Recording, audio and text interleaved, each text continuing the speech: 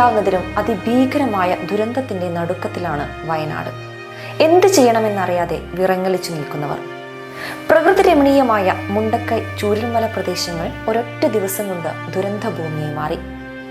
ഈ പ്രദേശങ്ങളിലുണ്ടായ വൻ ഉരുൾപൊട്ടലിൽ നിരവധി ജീവനുകളാണ് പൊലിഞ്ഞത്.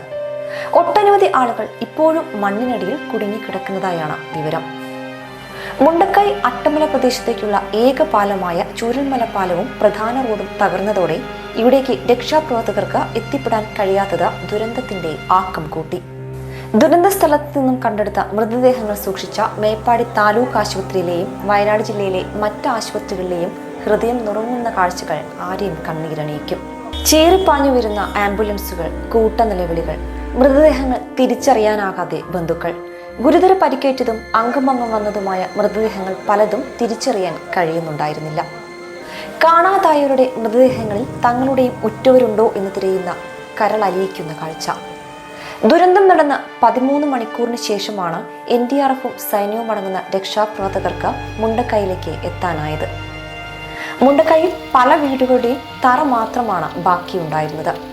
മൃതദേഹങ്ങൾ പല ഭാഗത്തായി കിടക്കുകയാണ്. തകർന്ന കെട്ടിടങ്ങളുടെ മുകളിൽ ഉൾപ്പെടെ മൃതദേഹങ്ങൾ കിടക്കുന്നതായാണ് വിവരം. ഇന്നലെ കിടന്നുറങ്ങിയ പലരുടെയും ശരീരഭാഗങ്ങൾ പുഴയിലൂടെ ഒഴുകി അയൽ ജില്ലയിൽ വരെ എത്തി. ചിലരുടെ മൃതദേഹം ഉരുൾ ഒഴുകിയ വഴിയിലെ മരത്തിലും പൊന്തക്കാട്ടിലും തങ്ങിക്കിടന്നു. മൃതദേഹ ഭാഗങ്ങൾ ചാലിയാർ പുഴയിലൂടെ ഒഴുകി വന്നത് മലപ്പുറം നിലമ്പൂർ മേഖലയിലേക്കാണ്. ചാലിയാറിൽ ഒഴുകിയെത്തിയത് 26ഓളം മൃതദേഹങ്ങളാണ്. പുലർച്ചെ 2:30യോടെയാണ് ഉരുൾപൊട്ടലുണ്ടായത് ജനം അറിഞ്ഞു തുടങ്ങിയത്. കനത്ത മഴയും ഇരുട്ടും കാരണം എന്താണ് സംഭവിച്ചതെന്നോ ദുരന്തത്തിന്റെ വ്യാപ്തിയോ മനസ്സിലാക്കാൻ കഴിയുമായിരുന്നില്ല. ഒന്നുറങ്ങിയെഴുന്നേറ്റപ്പോൾ പലരും ചെളിയിലും വെള്ളത്തിലുമായിരുന്നു. കൺമുന്നിലൂടെ ഉറ്റവർ ഒഴുകിപ്പോകുന്നത് നിസ്സഹായതയോടെ പലർക്കും നോക്കി നിൽക്കാനേ കഴിഞ്ഞുള്ളൂ. നേരം വെളുത്തപ്പോഴാണ് ചൂരൽമല അങ്ങാടി തന്നെ ഏറെക്കുറെ മണ്ണിനടിയിലായ വിവരം പുറം ലോകം അറിയുന്നത്. വൻപാറകളും ചെളിക്കൂമ്പാരവും മരങ്ങളുമായി മലവെള്ളപ്പാച്ചിലിൽ എത്ര പേരുടെ ജീവൻ കവർന്നെന്ന് ഇപ്പോഴും വ്യക്തതയില്ല. 100-ലധികം പേർ വിവിധ ആശുപത്രികളിലായി ചികിത്സയിലാണ്.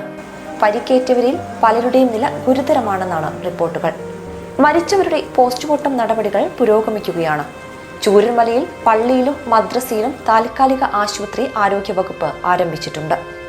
മുണ്ടക്കൈ പ്രദേശത്തെ ഭൂരിഭാഗം വീടുകളും ഒലിച്ചുപോയെന്നാണ് വിവരം.